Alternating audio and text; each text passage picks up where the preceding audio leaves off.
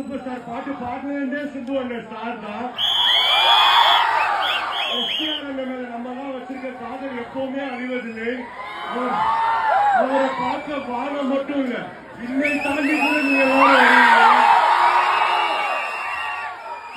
கொடுக்கிறது சிந்து அண்ணன் தான். ஒஸ்டி டைரக்ஷனோ ஆக்டிங்கோ மியூசிக்கோ டான்ஸோ எல்லாத்துலயும் வல்லவன் அவர் தான்.